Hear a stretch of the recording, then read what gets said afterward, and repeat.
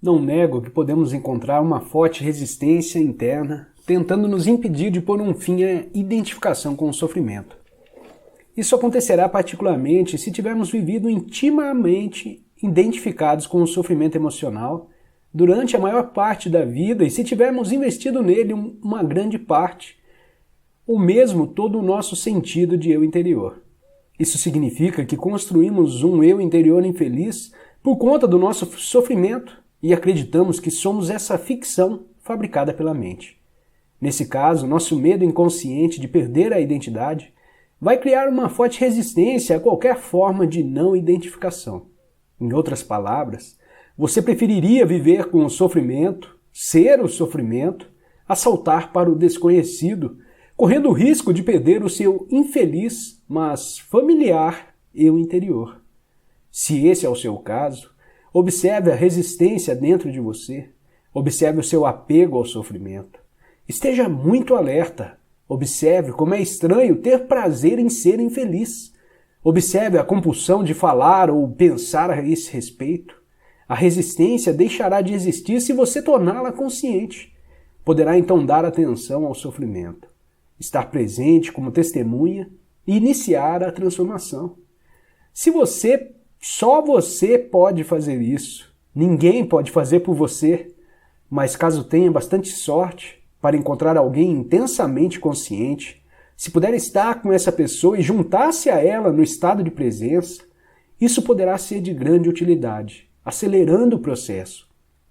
Se isso acontecer, a sua própria luz logo brilhará mais forte. Quando colocamos um pedaço de lenha que tenha começado a queimar há pouco tempo, perto de outro que está queimando vigorosamente, e depois separamos os dois novamente, o primeiro tronco passará a queimar com uma intensidade muito maior. Afinal de contas, é o mesmo fogo. Ser um fogo dessa natureza é uma das funções de um mestre espiritual. Alguns terapeutas estão aptos a preencher essa função, desde que tenham alcançado um ponto além do nível de consciência e sejam capazes de criar e sustentar um estado de presença intensa e consciente enquanto estiverem trabalhando com você.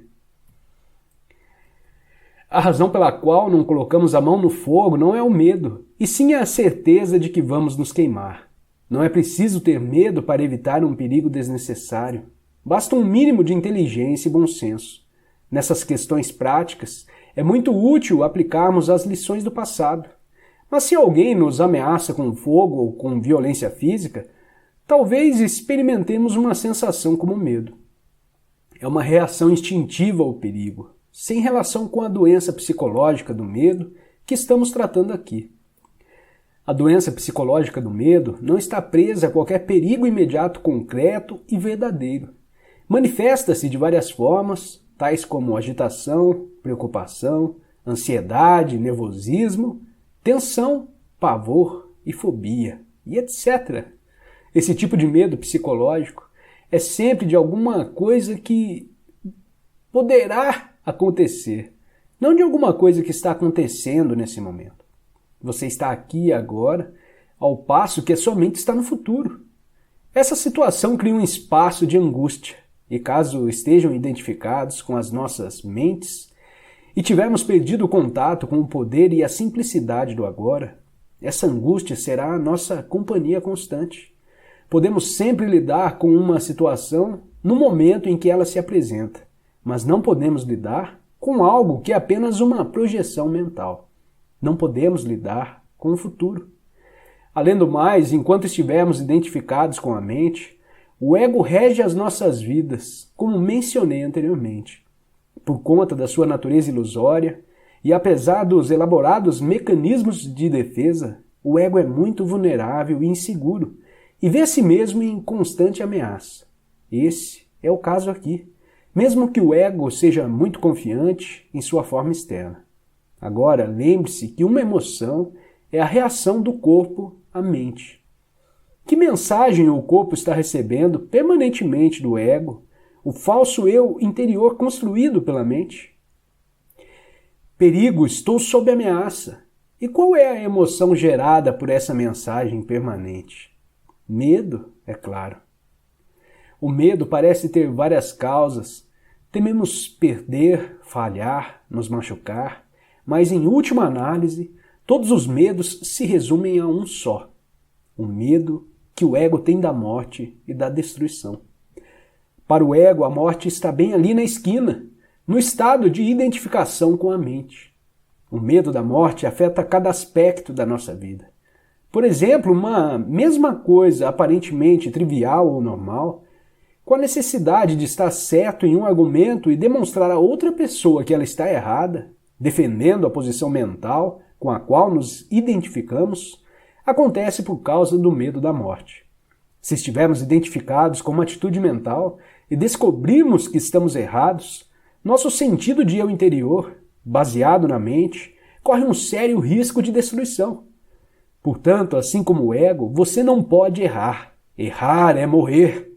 Muitas guerras foram disputadas por causa disso e inúmeros relacionamentos foram destruídos. Uma vez que não estejamos mais identificados com a mente, não faz a menor diferença para o nosso eu interior estarmos certos ou errados.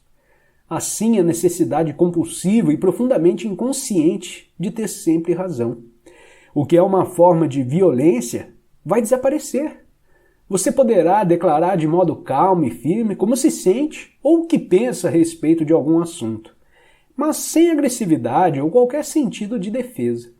O sentido do seu eu interior passa a se originar de um lugar profundo e verdadeiro dentro de você, não mais de sua mente.